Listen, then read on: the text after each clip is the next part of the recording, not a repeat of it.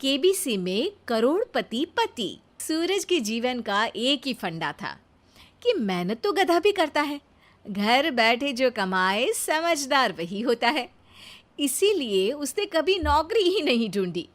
इस बात से हालांकि उसकी पत्नी शिखा बिल्कुल भी अग्री नहीं करती थी, पर फिर भी सूरज को समझाना बेकार था। टीवी में कैसे बनोगे करोड़पति का ऐड देखकर उसे लगा कि बस अब तो घर बैठे ही वो करोड़पति बन सकता है, और उसके पीछे उसने अपने सारे सोर्सेस एक्टिव कर दिए। 2 हफ्ते में उसके कलीग के साले के पड़ोसी के बेटे का सोर्स निकलता है जो कि उसे शो में पहुंचा सकता है, और सूरज उससे मिलने चला जाता है। अच्छा, तो हमें मुकेश जी बता रहे थे कि आप हमें शो में पहुंचा सकते हैं। हाँ, उसमें कोई तकलीफ नहीं है। मैं कल अगर कोशिश करूँ तो इसी महीने में आपका नंबर आ जाएगा। अरे ये तो बहुत बढ़िया हो गया। अच्छा, वो सिलेबस और क्वेश्चन पेपर का कोई जुगाड़ है क्या? हैं? उसका तो कोई जुगाड़ नहीं है। तो वो वाकई में कुछ भी पूछ सकते हैं? हाँ, वो तो बच्चन जी पर है, जो पढ़ते हैं वो पूछ लेते हैं। पहली कोशिश फेल होने पर अब सूरज के सामने एक बहुत बड़ा सवाल था कि आखिर जवाब कहाँ से लाए। तब शिखा ने एक सजेशन दिया, क्यों ना सूरज अपने चचेरे भाई सुमित से मदद मांगे, जो कि यूपीएससी की तैयारी कर रहा था। हालांकि इतनी मेहनत करना सूरज को समझ में नहीं आता था, पर कोई और रास्ता ना मिलने पर वो आखिर सुमित से बात करता है। अरे सुमित, हमारा कैसे बनोगे करोड़पति के लिए सिलेक्शन होने वाला है। तुम हमें थोड़े चिट बनाने में मदद करोगे क्या? अरे भैया, चिट बनाए तो सालों हो गए, उसमें हमारा एक्सपर्टीज नहीं है, बल्कि आप बोलो तो हम आपकी पढ़ने में ज़रूर मदद कर सकते हैं। हट, कैसी अनाप शराब बातें कर रहा है तू। सूरज ने सुमित को मना तो कर दिया था, पर तैयारी करने के सिवाय कोई चारा उसे दिख भी नहीं रहा था। खासकर जब 12 के पेपर लीक करने के एक्सपर्ट शुक्ला जो भी हाथ जोड़ लेते हैं।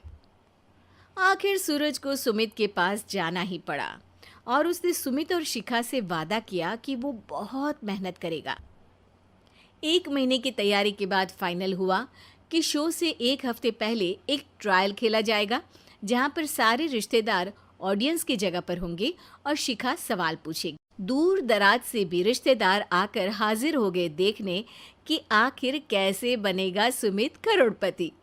सब कुछ सेट था, और इतने में सूरज आकर अपना स्पीच देता है। ये 1 महीना मेरे लिए आसान नहीं था, पर अपने भाई सुमित और अपनी पत्नी शिखा की मदद से मैं इतनी दूर पहुंच पाया हूँ। मेरे मम्मी पापा के आशीर्वाद ने भी बहुत साथ दिया है मेरा। मैं उम्मीद करता हूँ कि आज के शो में आप लोगों को बहुत मज़ा आएगा। साक्षी पहला सवाल पूछती है, और पूरे कमरे में सन्नाटा छा जाता है। इंडिया में कितने स्टेट्स हैं? 3, सॉलिड, लिक्विड और गैस। अरे रुकिए, तो ऑप्शंस तो देने दीजिए। इतने में 5वीं कक्षा का चिंटू बोल उठता है। अरे क्या मामा, आप तो पहले सवाल पर ही आउट हो गए। अरे बेटा, पहला सवाल तो ट्रायल होता है ना। अरे तुम अब देखना। देखने जैसी बात तो थी ही। सूरज को इतना शांत किसी ने नहीं देखा था। कभी कभी तो लगता था मानो सूरज आंख खोलकर ही सो गया हो। मामा जल्दी करो प्लीज, कल सुबह पनवेल भी तो निकलना है। अरे हट, कंसंट्रेट करने दे मुझे। 3 सवाल में 3 लाइफलाइन खत्म हो चुकी थी, और अब चौथे सवाल पर भी सूरज का मौन नहीं टूटा। पर सूरज अभी भी हार मानने को तैयार नहीं था। उधर हर कोई सूरज को छोड़ सुमित को देख रहे थे। आखिर सुमित ने ही तो पढ़ाया था सूरज को। गजब बेइज्जती है यार। अरे बेटा, तो बाप का, दादा का, भाई का, सबका नाम बुड़वाएगा। अरे 3 लाइफ लाइन ले ली तो भी तेरा कुछ नहीं होना है। अरे कोई इतनी बात करता है क्या शो पर? अरे बेटा, शो पर तेरे जैसे भी तो नहीं आते ना। सूरज की ये जंग आखिर 1 घंटे बाद 5वें सवाल पर खत्म हो गई, जब उसने इंडिया के नेशनल बर्ड का नाम कहा, कौवा।